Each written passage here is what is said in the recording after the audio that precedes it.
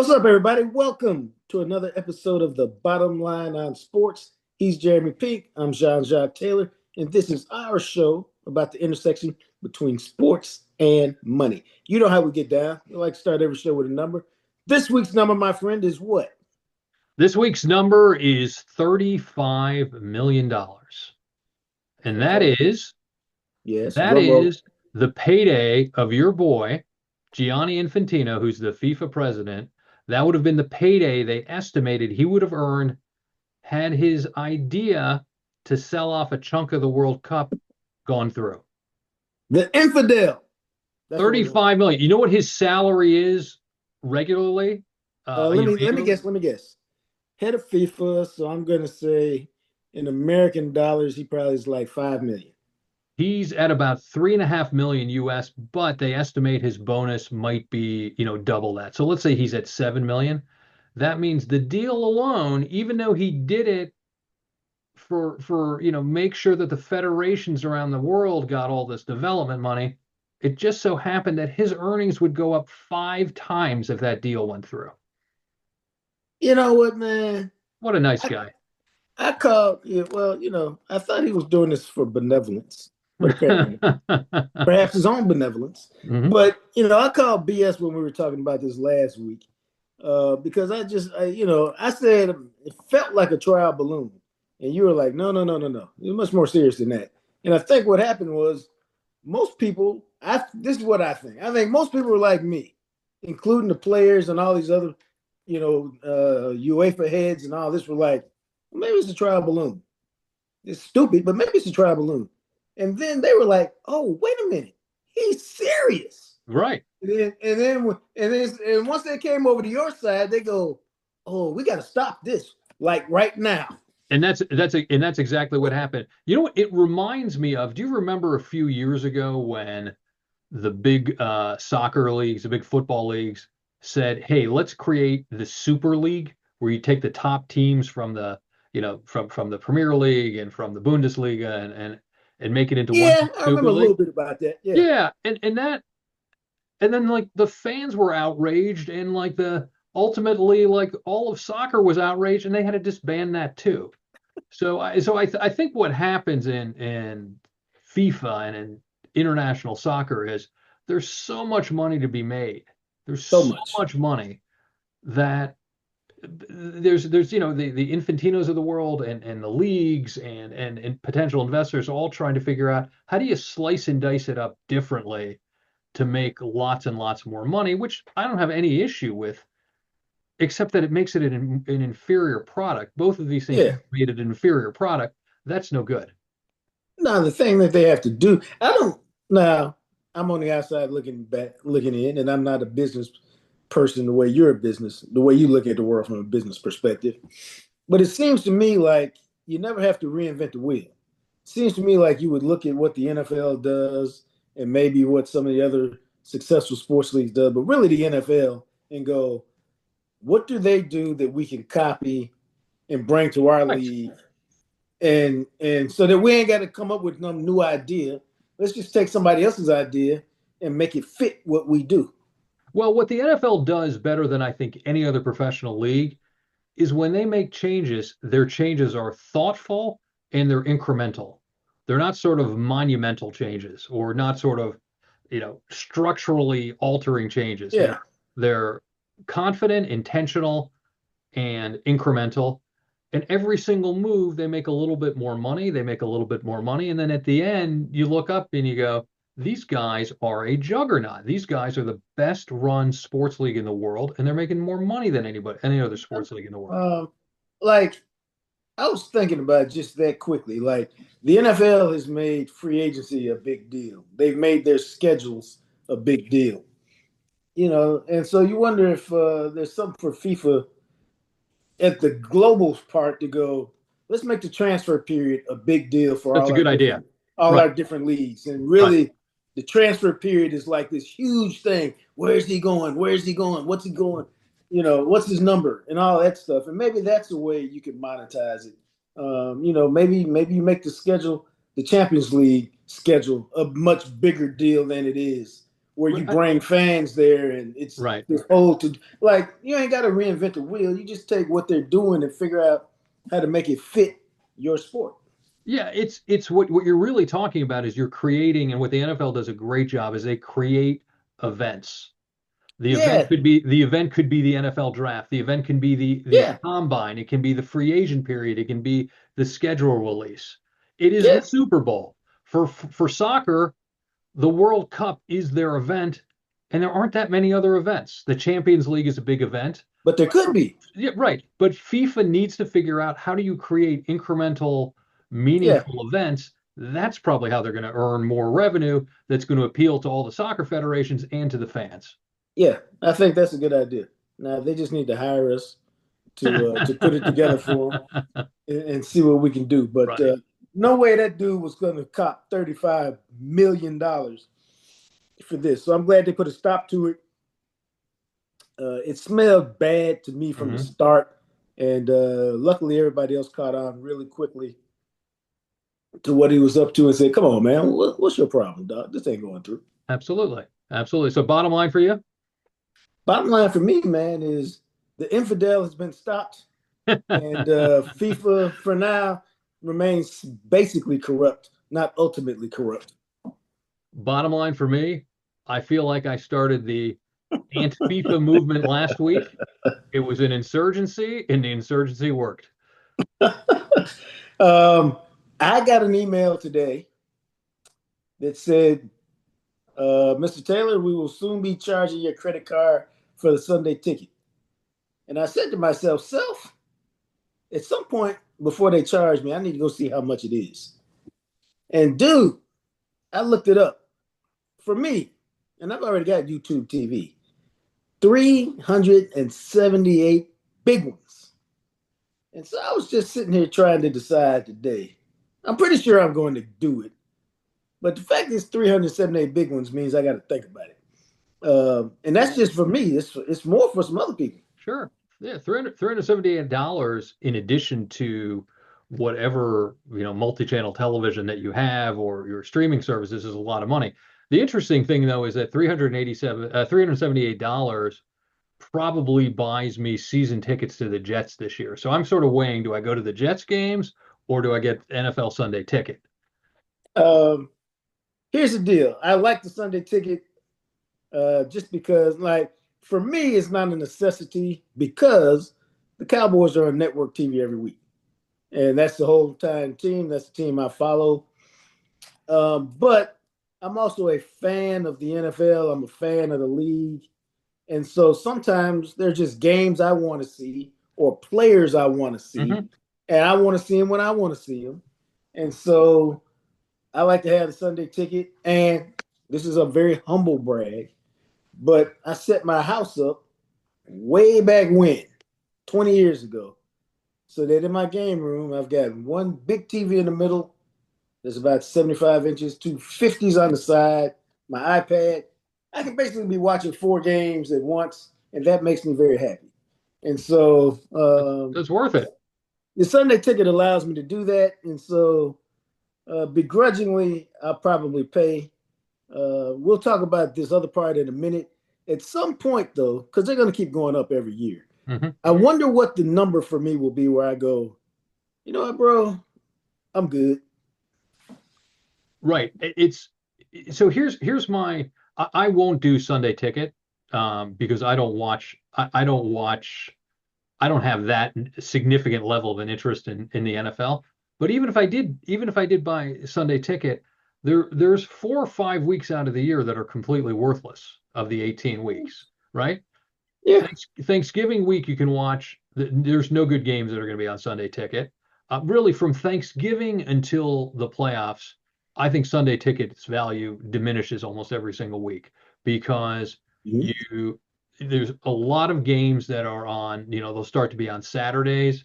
They'll start to be, You're talking me out of it. special games on like Christmas Day and Thanksgiving. But more importantly, by early December, there's a lot of teams who you're not going to watch at all. There's a lot of teams whose games you don't care about. So for me, the value of NFL Sunday ticket diminishes rapidly right around Thanksgiving. This the way you broke it down, man. It's worse than driving a car off a parking lot. It's losing interest. The deeper you go into the season, it's losing value. Yeah, Uh, yeah. I hadn't thought about it like that, and I don't know. We need to look it up. I wonder if they offer it on a week to week basis, I don't like a la believe carte. I don't believe that they do. But the other thing that I thought was sort of revealing about the pricing strategy this year from YouTube is that if you're a new customer and you sign up for YouTube TV, it's actually only $240 this year. No, it's the old bait and switch thing. We'll Oh, pull you in and right. get you. So they'll get returning customers like you are paying $138 more a year than somebody who's new to YouTube TV. You know what, man? That's the American way. Screw your current customer in an effort to get a new customer. I mean, that's the American way. It happens in almost every business. We take Well, care of the new customers who've given us no loyalty at all. And, our loyal customers, hey, man, we appreciate you. it's what there's only one Sunday ticket, so it's not like you can purchase it elsewhere, Right. right? So it's essentially boils down to what becomes an asymmetric negotiation with you as a customer. NFL Sunday Ticket can say, we want you to pay 480, and you say no, and they said, okay, then you can't get it anywhere else. So you either pay us Yeah. 480 or you go away. And I think you were right. I think what ends up happening in any sort of situation like this, because I've negotiated contracts with sports leagues and sports entities and Right. other places where you get to a point where you go, okay, well, I have to have this product because there's another league. Yeah. It's either this. So the negotiations are, you're in a bad position as a negotiator. Same as a consumer. What do? You either go without it or you pay a lot of money for it. But I do think you're right. There's going to be sort of this break-even price where people are going to balk. And I'm guessing, as you said it, I'm guessing YouTube has probably seen that once you hit the $500 threshold, there's probably a large drop off in Yeah, man. uptake. So that's probably why it's sort of creeping closer and closer to 500. That is a 100% speculative guess on my part, though. Nah, shit. For me, it's gonna be closer to 400, bro. Could be. Because there's always that number where you just go, I don't know, man. And again, because like for me, the Sunday ticket is great if you're my sister who spent 15 years living in Chicago and is now transformed into a huge Bears fan, but she lives in Philly. So she's not getting the Bears every week. And she wants to watch the Bears every week. So the Sunday ticket to her makes sense. I'll pay this $400 and I'll see my team every week, and I'm good with that. And Mhm. so I think if you're a fan and you're out of market for your team, Sunday ticket is easy the way to go, and whatever it costs is Agreed. whatever it Yeah. costs. Yeah, it will be right, right. It's kind of like if you have a son or a daughter who's playing a Yeah, non-revenue generating sport in college and you can't go to all their matches or games or meets or whatever, and they say, "Hey, you can watch your daughter who's a swimmer at Clemson and you can watch her do, all her swim meets at Clemson, and we'll charge you $50 a month or $100 a month," and you'll go, "That's totally worth it. I would do yeah. that. I whether it's 50, 100, or 200, I probably would do it." I'm in. Yeah, Yeah. right. So I think it depends on the type of consumer who they're, who they're targeting. But I think you're right. I think there's multiple types of consumers for sure. Now that price, the one I said, 378, as far as I know, doesn't even include the red zone. It does Now, not. The red zone is another 42, another $42 a month. which at one level seems insane. Now, I'm not a red zone person, and I figured out why. I haven't played fantasy football in forever, and I'm already watching the games I care about who scored this or that. And to me, the red zone is really for gamblers and fantasy football players. And that's fine. It's not for me who's just watching the games. I don't want to say as a wholesome fan, but I don't have Right. any No, of these totally. side It's a very interests. different experience. I agree. Yeah. Now, here's a sneaky little thing that you can do. Okay, it's not sneaky. No. It's an underappreciated thing that you can do. So as you know, everybody knows I'm in the New York market. So there's some weekends that at 1 o'clock Eastern, I get a Jets game, and at 4 o'clock Eastern, I get a Giants game. And Right. sometimes imagine getting a 1 o'clock Jets Dolphins game and then a 4 o'clock Giants Commanders game. Okay. You might as well just not have any football on. So on those wonderful Sundays when I get New York, such a New York winning doubleheader like that, I sneak over and I watch the NFL channel. The NFL channel has a what I would say is a slightly delayed version of Red Zone, but it's very comparable to it. So I'll dip in and out of the NFL network's coverage especially between 1 and 4 o'clock Eastern for sure when there's a lot more games, and Now, I I don't feel know very the answer informed to by that. this. I don't know the answer to this, so I'm asking you. Now that ESPN has bought them, do they even exist anymore? They do, they do. Okay. Yeah, I mean, what you see is, as I think people probably know, ESPN had some layoffs in the last. I don't remember if it was last week or in the last two Yeah. weeks, and I think, and I haven't, I'm pretty certain, but I'm not 100% sure, but I'm pretty certain that a catalyst for those layoffs were, as you combine the two networks in some way, Yeah. you're able to hire fewer people or get rid of certain positions, apparently. I don't know, but I do know that there's still two distinct networks. It's Okay. just owned and run by ESPN right now. All right. All right. Well, then that is a. I would take that under advisement and do that a little bit. But Sunday ticket, it's time to pay up. I am going to pay. Although you got me thinking, man, I'm probably going to pay. But as their price continues to creep up, because it'll go up again next year, you know, I may be on the way out. Um, you know, just because I'm a value guy. Like, and I tell this people all the time because different people have different values. For example, I used to tell this to my friends when they make a judgment about you in a conversation. You say somebody might spend $300 on a bottle of wine, and you would look at them and be like, "You're insane." And somebody else would spend $300 on a shirt, and you would look at them and go, "God, you're stupid." And it's just about whatever your value is. And so for now, the NFL Sunday ticket has a value to me, but it's inching closer and closer to the yeah, I'm good. Right. Because again, I live in Dallas. I'm gonna watch the Cowboys. You're never going to not have a Cowboys game on. So it's always gonna be sold out. They're always on national TV, so you don't need the Sunday ticket to watch the Cowboys. It's all the other stuff I like the Sunday ticket for.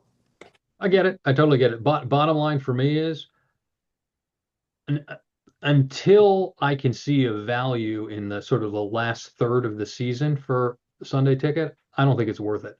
And I also can now consume and watch so many games on streaming platforms that I probably have already, or I have, the opportunity to get them for free for various reasons. I'm going to see mostly what I need to see anyway. So it's just not a value for me. And also, I also travel a lot of weekends, so I miss a few Sundays, between in September and October. So for me, it doesn't quite hit the value proposition. I think if this was my job and I was doing nothing but watching NFL, I think it would be worth it. But I can't see myself buying it any other way. Bottom line for me, I'm getting the Sunday ticket this year, but they're inching closer and closer to driving me away. So they capped me for at least one more year. I Right. can't make no promises after that. Uh, as we move into our next NFL topic, because it's a perfect segue, the running back appears to be back. And here's what I mean. Ezekiel Elliott, our Ohio State homeboy, Ohio State's Ezekiel Elliott. Yes. shattered the running back market. I can't remember when it was, but he signed a 6 year, $96 million Okay. contract. Before you get into that, one of the most ridiculous deals that I've ever seen by your owner at that point. But Well, anyway, keep going. No. yes and no. It's a 6 year, $96 million deal. Anybody who looked at the contract, which I did, and a lot of people did, it was really more of like a 4 year, $60 million deal because there was no way they were ever going to pay him the last 2 years of the deal. Um, And the problem with Ezekiel Elliott is, and the team is they didn't get the value. He wasn't as good those last few years as he had been previously. And so it became a bad deal and kind of an albatross and all of that. And what happened was other teams looked at that deal and said, "Oh, hell no." Yeah, well, they paid. I guess they paid so above market rate for that Yeah. deal at that time. That's what I'm saying. But you're Um, right. You're right. The result of the deal was not good. and because they overpaid so much and the ROI, return on investment, was so bad, and the fact that just as they were doing that, it felt like every other team in the league had said, "You know what? We don't want to go with this superstar running back anymore because they're beat up, they're hurt, their careers only last 4 years, they fall off a cliff at 28. So let's go to the tandem system. We got Taylor, we got Pink. Let's give them both 150 carries, or we'll give one guy 200 carries. We'll give the other guy 150. We'll keep them both healthy. We don't have to pay either one of them. As soon as your deal is up, Well, get you to did. You moving." you even saw that with Ohio State and Trevion Henderson and Kinshon Judkins a couple Dude, of it years worked ago. out perfect with Yeah, them. exactly. I mean, perfect. Right. Because they always had a good runner on the field. When one of them was banged up, the other one took a heavier load. Hmm. They were different kind of backs. I mean, it was that's to me one of the big reasons why they won the championship is they had Cannot a agree with you more. legitimate running game, Cannot agree with you more. and both of those dudes were a threat to take it to the house. And I mean, they were impossible to stop with that running game and then what they had on the outside that year. But now you're seeing the running back start to creep back in. Bijan Robinson had a huge year last year, 2,300 yards total offense. I'm an Jameer old man. Gibbs. Yeah. Jameer Gibbs. I have these old man moments from time to time. And Detroit had 18 touchdowns last year. Maybe those are maybe the two best backs in the league. Yeah, you can throw Saquon in there. I Not, think not, not Christian McCaffrey used to be there. I don't He's think he's banged there. up so much that Yeah. he's still a really good back, but he's on that next tier. If I was starting an Uh, NFL team today and I had to pick one and I had to pick one running back, it would be either Gibbs or Robinson for sure. and the only reason you wouldn't pick King Henry is he's 34 years old or Right. 33 years old. Right. Um, but the NFL hasn't wanted to pay backs. Well, Bijan Robinson this week gets 3 years, 75 million, 50 million guaranteed. Jameer Gibbs is up next. He'll get a deal basically in He'll a get the very same deal. similar range to that. Yeah. I like Bijan Robinson's deal for one reason. Um, they're basically doing to him basically what the Cowboys did to Terrell Owens back in 2007 when they Hmm. signed. What was that? What happened was the TO, they were like, you know what, TO? Now, they didn't do it for the same reasons, but the deals are similar. They're like, TO, we love your talent, but let's admit it, you're very volatile. Hmm. So we're not going to give you a 5-year deal and spread it out. We're just going to give you all your money right now in three big Oh, chunks, I see. eight, and eight. So he signed 3 years, 25 million. And that means you get all your money, but you don't get a big signing bonus, blah blah blah, or whatever it is. All your money is a finite thing. So if something happens, we can get out of this deal very quickly. Hmm. And so with Bijan Robinson as a running back, second contract, 3 years is fine. He's Because if also but he's also getting 51 million guaranteed, which is a huge amount for a running back. used for a running back, but in the big picture, it's not a lot of money. In the big picture, No. for No. NFL athletes, that Well, sounds crazy, but yeah, and it's it's a good deal for both sides. He gets his money, and if he gets hurt or if he falls off a cliff, because it happens for running backs at a much higher rate than anybody else, they're not on the hook. That contract can easily disappear without really having big cap impact on you. And as opposed to like a 5 or 6 year deal where yeah. something happens in year one, you're like, oh my God, we Yeah. got I to mean, take an $80 million cap hit. It yeah, won't happen with this. So it's a smart way to do the deal. yeah, I get it, but it's still when you start to look at some of these other numbers, it's kind of crazy how little he's paid considering he's one of like the Well, premier players in the entire league. But there's basically NFL pays four positions from what I can see: quarterback, left tackle, edge rusher, and wide receiver. Those are the four positions that the NFL mostly pays. And just to give you uh, Am I missing one, do you think, or not? But those are the You're probably, and I haven't looked up the numbers, so you're probably missing cornerback. But the difference is, I'm not sure there's cornerbacks to be paid. well, If that's there true. Yeah, were, because nobody wants to they play pay corner them. anymore. Yeah. So Yeah, if there were, they pay them right. because think of what you're saying. You're saying you're paying left tackles, they protect the quarterback. You're paying defensive ends, they sack the quarterback. You're paying wide receivers, they go deep and score touchdowns. That means you also got to pay cornerbacks because they stop you from doing that. Right. Right. But there's not a there used to be, 3 or 4 shut down corners. I'm not sure. Well, but I think that's a Yeah, good point. I think a cornerback who is a shutdown corner, a Darrell Revis or the equivalent, will get paid at that level. They're just, you're yeah, right. There just aren't any. But to give you an idea, Zay Flowers, who's the number one wide receiver on the Ravens, he also signed a contract this week. And Zay Flowers might be, where do you think Zay Flowers is in terms of wide receivers in the NFL? 25th? 20 to 30? I don't think he's that low, but I don't know. I don't know. I I don't think mean, he's that low. okay, well, let's say But he's definitely not in the top tier. 15 to 20. Is that fair? That's probably fair. Okay, let's say he's 15 to 20. He's getting 4 years, 140 million with 100 million guaranteed. So you're getting, let's be generous. Let's say he's the 15th best receiver in the league, which I don't even think Right, he's close to being the 15th best receiver in the league. right. The 15th best receiver in the league is, getting twice the amount of guaranteed money, which is to me the big number, Yeah. and is getting one more year and is getting, what is that, 140 times four for 140, that's 35 million a year. So he's getting 40% more than Bijan Robinson, who's the best running back in the league, arguably. That'll just show you the Um, disparity in what positions are valued in the NFL. yeah. Here's the you raise a point, and all of that is true. And here's why. Clearly, they value receivers more than running backs. Because running backs again, collision position, they're hurt all the time.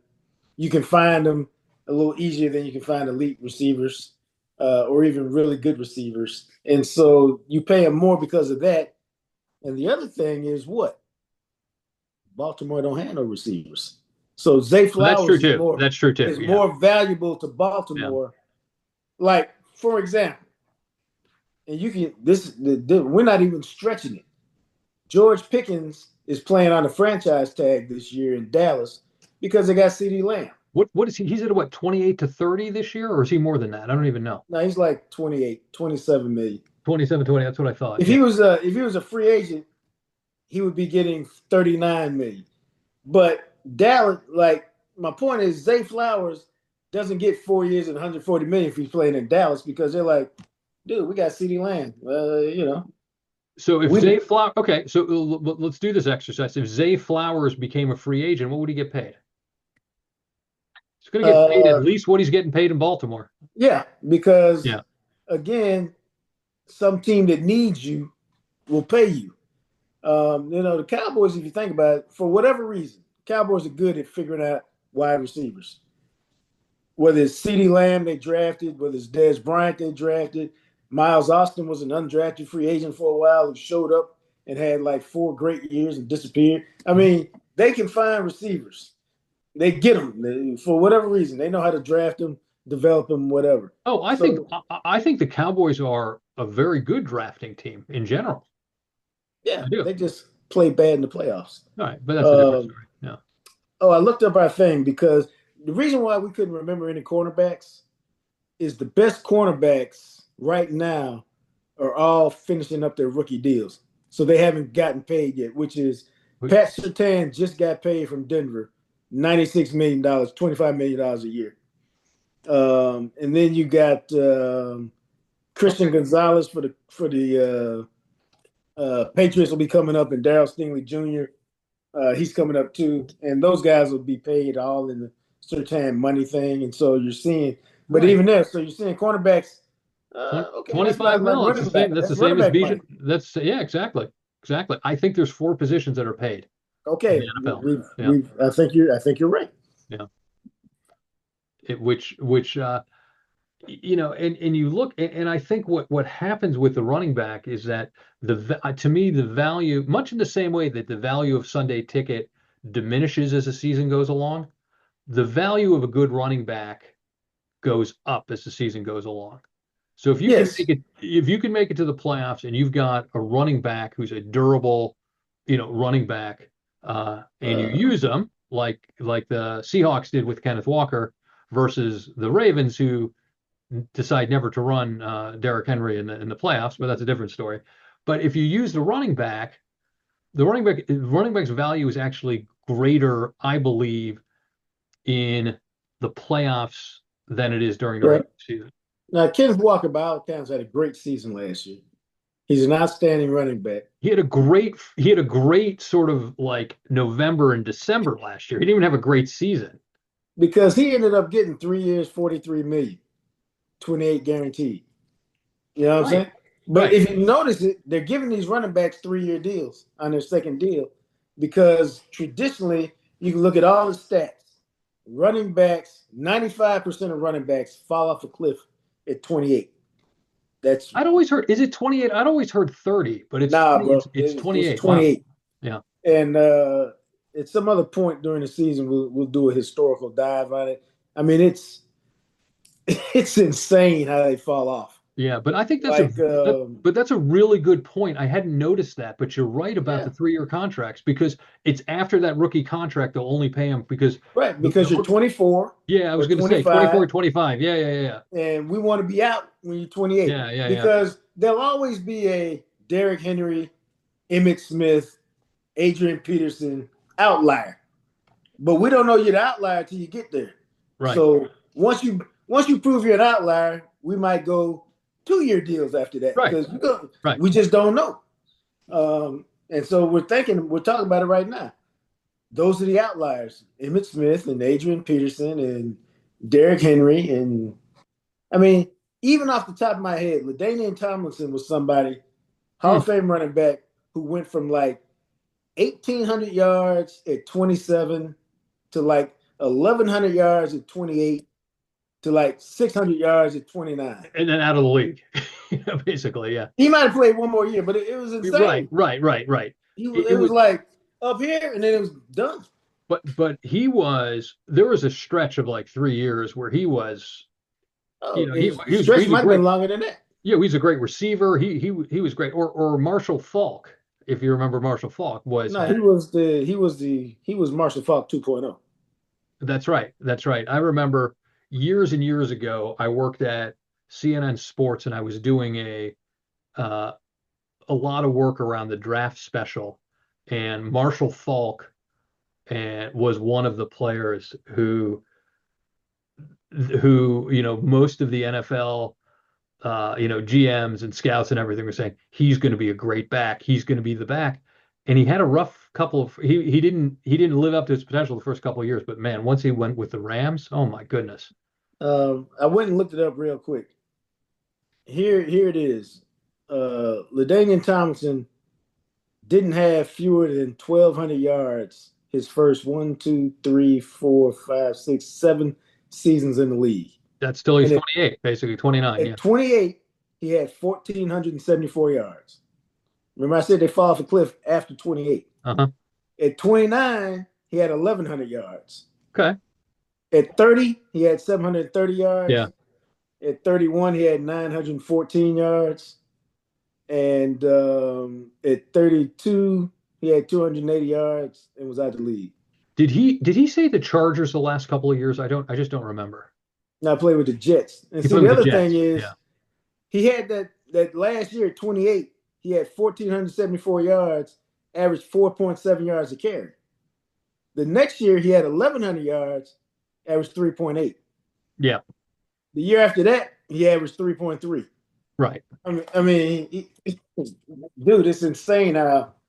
And what I had a running back coach tell me, and this is not breaking news, but he was telling me the difference is when you're 22, you see the hole and you're through the hole.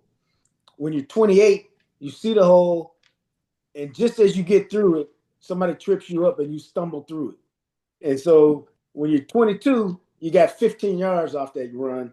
At 28, you got 2 or 3. And that's just because you're lacking the burst, or you've lost a Yeah. little bit of speed, or what is it? Yeah. When you came in the league, look at Zeke Elliott. When he came in the league, Oh my he's gosh. probably running 4.39. Yeah. By the time his career was over, if you put him on a 40, he's probably running 4.6. Yeah, it's a Well, that huge 2/10 of a difference. Yeah. second, Yeah. that's it. Yeah. Yeah. Would you even draft a running back out of college who runs a 4.6? You probably wouldn't. Yeah. So, yeah. And it's wild because Zeke looked every bit the Hall of Famer his first 3 years in the league. It is, if you look at his highlights from Ohio State his senior year and then Dallas his first year in the league, Yeah, my good, amazing back. What an incredible back. I mean, the back that I always think about is Marcus Dupree from a million years ago. right. When his first couple of years in the league, or his last year, I think he went to Cal. Did he go to Cal or Oklahoma? I'm getting him. Oklahoma. Oklahoma, yeah. Was one of the most amazing running backs I ever saw. And then he got injured. That was a different story. He got injured and looked like a totally different player. But he reminded me of Zeke. Early years, Zeke looked one way. Later years, Zeke looked totally different way. Anyway, Bijan Robinson, 3 years, $75 million, 51 million guaranteed. A running back who got paid. What's your bottom line on that? Hey, the running back is back, and I'm glad to see him get paid because I grew up with the great backs of the 70s. Yeah, well, we'll talk about that. Who your favorite back of the 70s is. But bottom line for me is, you actually changed my thinking about this. I think the running backs are fairly paid, and I think that the four positions that are highly paid in the NFL are the ones that deserve to be highly paid. Uh, but but I do think a running back, a strong, good, reliable running back, is maybe is of equal value as those four positions are when it comes to playoff time. All right. Before we move on to State, don't forget to subscribe, rate, review. You guys have been slacking. We need your help. Come on. Hit that little button right there. Somewhere over there, right there. Hit it. We appreciate you. Can't do it without you. You can also shoot us an email. Email us too, bottomlineonsports@gmail.com. Bottomlineonsports@gmail.com. We've had a couple. I keep getting these guest requests coming out this week. Somebody just sent us wants to come on and talk to us, and I don't know. I don't know if that's good for anybody. If that, people. Uh, Now, the question of the day for Ohio State is, who the hell has them number one in the poll? Because I love the Buckeyes. I got a lot of confidence in Ryan Day, what they're doing, but I'm also a realist. I'm not like many of my brethren in my fan base who are just insane. Why are you looking at me? Yeah. No, you're reasonable. You're rational. You're actually more pessimistic than me. And I'm just like, if you look at the roster and all the guys they lost, and you look at the schedule, I didn't realize, man. I was at the gym last week and they popped the schedule up. Brutal. I just saw one snippet of it. I didn't realize we have a 4-week stretch where I think it's at Indiana, at USC, off, and then home against Oregon. I go, they're not going 3-0 in that stretch. They're not, for sure. 2-1 would be perfectly fine. Yeah, but the coaches poll, here's the coaches poll. Coaches poll is Ohio State first, which I don't get it. Coaches poll, we're taping on a Wednesday night. The Yeah. coaches poll came out a few hours ago, or in the last 24 hours. Ohio State first, Oregon second, Georgia third. Where's Texas? Texas is fourth. Dude, Notre Texas Dame, me. Notre Dame, coached by Ohio State's Marcus Freeman, is five. Indiana is six. Now, interestingly, Ohio State got the most first place votes. Indiana got the second most first place votes, but they're sixth in the poll.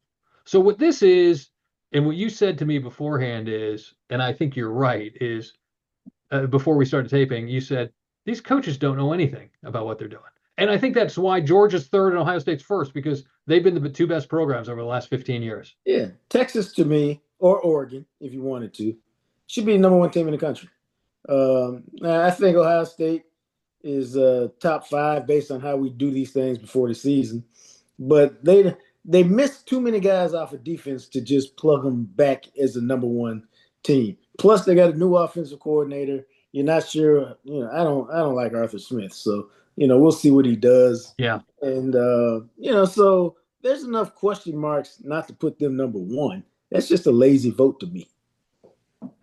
I think you've got, well, there's a couple of things about Ohio State this year that I'm concerned about. One is I don't think their offense is going to be dynamic in any way unless the ball somehow gets into Jeremiah Smith's hands. I just don't. I don't think the play call, I think I agree with you about Arthur Smith. I don't think the play calling is going to be dynamic. I don't think they have I don't think they have a sort of a B plus A minus running back. Their offensive line looks like it's good.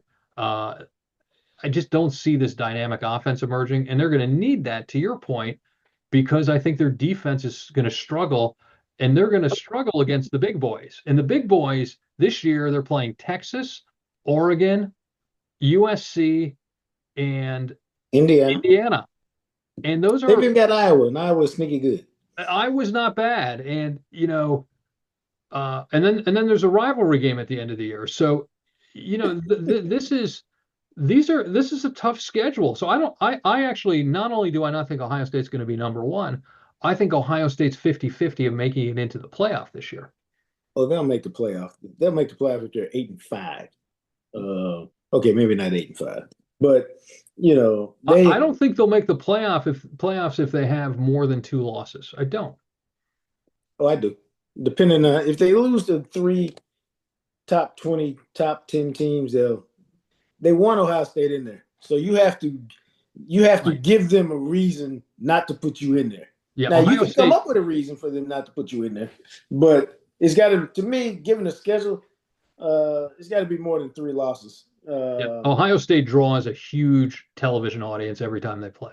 That's and very be, true. and the reason for a playoff is we're just like Notre Dame last year, or we don't want to punish you if you lose at Texas, at Indiana, and home against Oregon, and all the games are competitive and decided in the fourth quarter.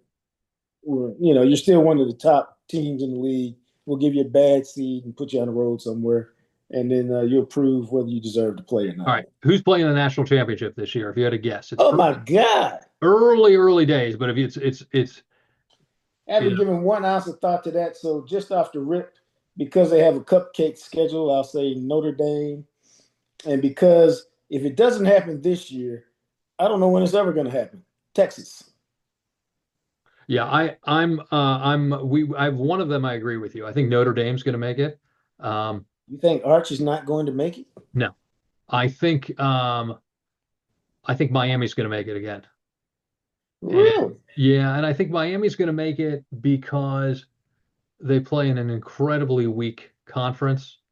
And they also have, and you saw it you saw it against Ohio State. Ohio State came out completely flat in the playoff last year, but you saw it against Ohio State. They had the bodies to play against Ohio State. They have the bodies to play against a top Big Ten program and a top SEC program. So I think they're going to win all their games.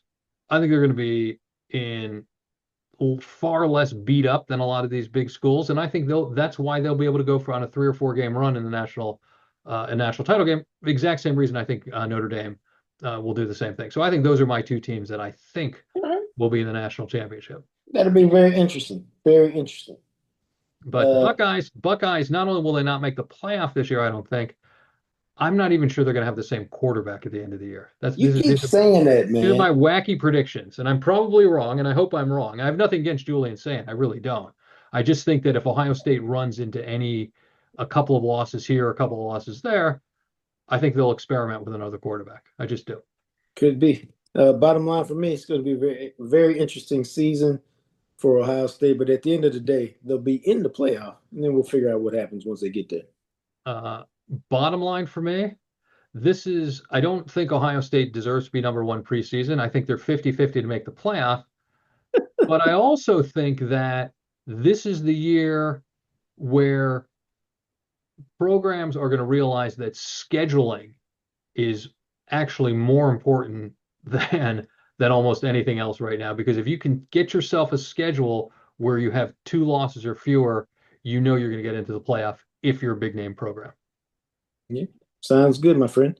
He's Jeremy Pink. I'm John Jacques Taylor. This has been yet another episode of the Bottom Line on Sports. Talk to you guys next week. All right, we'll talk to you next week.